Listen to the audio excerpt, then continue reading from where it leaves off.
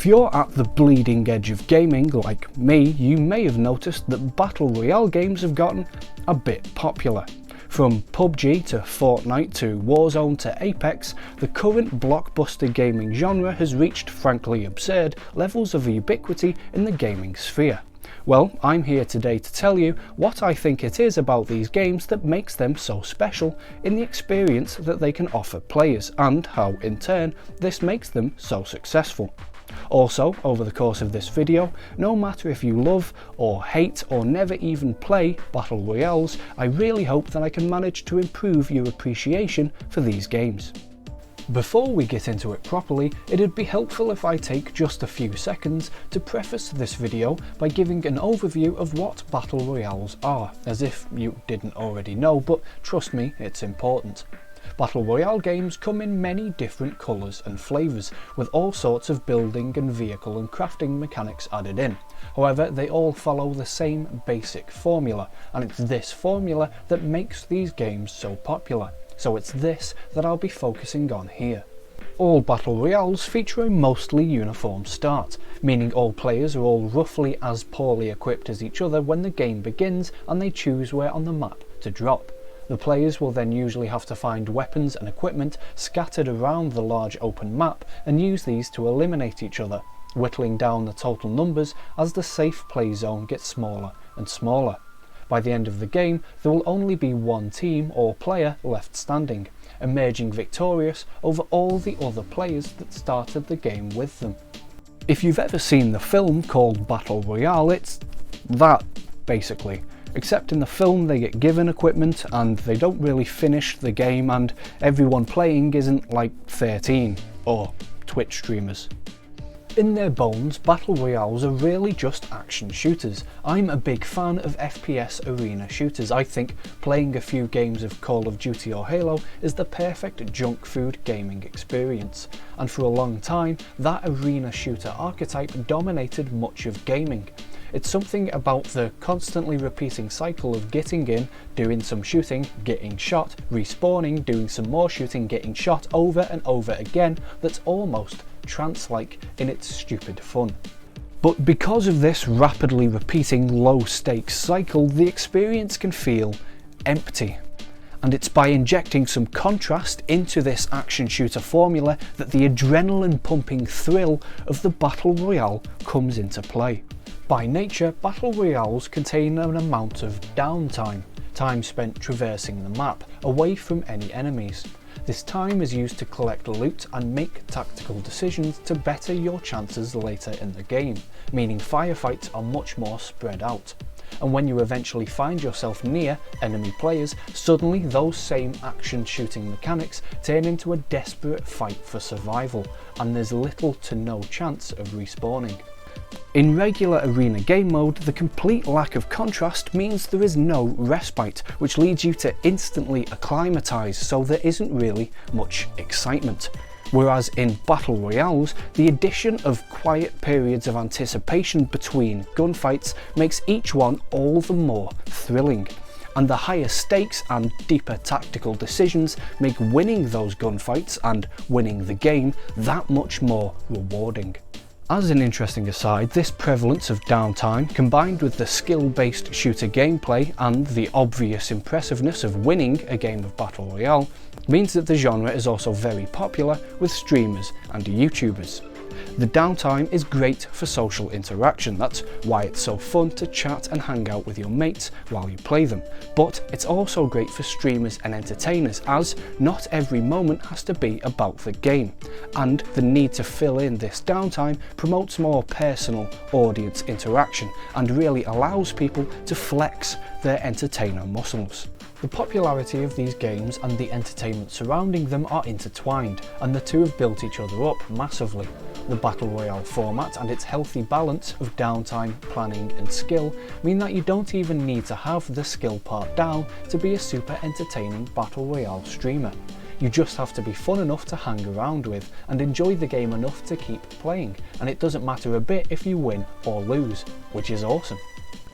And bear with me now, because this might shock those of you who've seen my other content. I'm a big fan of the Pubg streams Eurogamer used to do.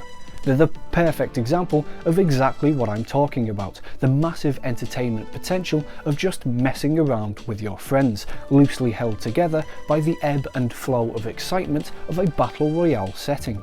And Eurogamer won like twice ever, and they still made me interested in battle royales when I'd never liked them before, because of how they show you that you don't have to be good at battle royales to enjoy them.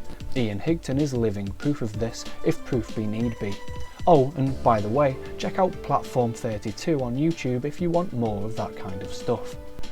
And yes, there are much better examples of streamers who are actually good at the games, but you already know who they are. Why not get some nice pals and sausage aim in your life? It's good for the soul. One of my friends said recently that he plays battle royales because he needs a sense of accomplishment when he plays games. And this is precisely what battle royales give players. They take the shooter formula that is so popular and fun and add an intrinsic value to the gameplay. And it's their ability to give a sense of accomplishment to players and those players striving to reach it that makes them so desirable and, in turn, so widespread. And it really is great that these games can give that feeling to people and that they can enjoy striving towards that goal. However, as with all things, it's important to remember that these games are there for you to enjoy. I know I do a lot of this propaganda telling you to focus on enjoying games and to not let them bother you, but it's important, alright? Because what my friend actually said was, I need a sense of accomplishment when I play games, or else I feel like I'm wasting my time. And games aren't a waste of time. They are valuable experiences, and time spent playing them is time spent giving yourself a much needed break. So it doesn't matter what you play or how you play it, only that it makes you happier. Feeling like you waste your time unless you are winning in some way or accomplishing something can be a harmful mindset to have when you're gaming. It's what leads to people getting upset with themselves and burned out and stressed, which is the opposite of how it's supposed to be. You see it in single player games like Dark Souls, you see it in fighting games, and you see it in battle royales too. I have another friend that gets so angry when he plays he has to take breaks, which is very useful behaviour, by the way. You should always recognise when you need to step away for a bit, it'll do you a lot of good. It's very easy to feel like you've wasted time when you lose a game of Battle Royale. Because they are so long, they're a big commitment, and so the same thing that makes it feel good to win also makes it feel bad to lose. It's kind of a double-edged sword. I'm not saying it's the game's fault, and I'm not saying it's the player's fault either necessarily. It's just an unfortunate mindset that anybody can fall into. We just have to be aware of it and recognise that we play these games to have fun. It's all part of what makes up the beauty of battle royales. They aren't perfect, but nothing ever is, and their flaws stem from the same aspects that make people fall in love with the games. You might love them, you might not be the biggest fan. Truth be told, I only ever play battle royales to catch up with friends, but I've got to recognise what they do well and why they are so popular, and appreciate what they offer people, because obviously they're doing something right. And hey, if you find yourself bouncing off of traditional battle royale games, the Rebirth mode in Call of Duty Warzone is actually stellar. It's a battle royale, but on a much tighter scale with limited respawning mechanics. It's got just enough action-packed bulldog shooting gameplay to satisfy people like me who really like that part of the game, and just enough of the battle royale formula to be incredibly satisfying. It's a game of battle royale distilled down into something distinct and spectacular. The fights happen fast, but they carry real weight, and the downtime is present to allow tactics and breathing room, but it isn't intrusive. Trust me, even if you don't like battle royales, give Rebirth a go, because it's just good, clean gaming fun, and you may be pleasantly surprised. It is still an online COD game though, so remember to mute public voice chat if you want to avoid potentially hearing something heinous. So somewhere in all this, I hope I've managed to explain what exactly is so great about battle royales and why it makes them so popular. I also really hope that I've managed to help you better appreciate these games, whether you like playing them or not. If you like this video, please give it a like, and I've got plenty of other content talking about different areas of gaming you might enjoy as well, and you can subscribe for more from me in future.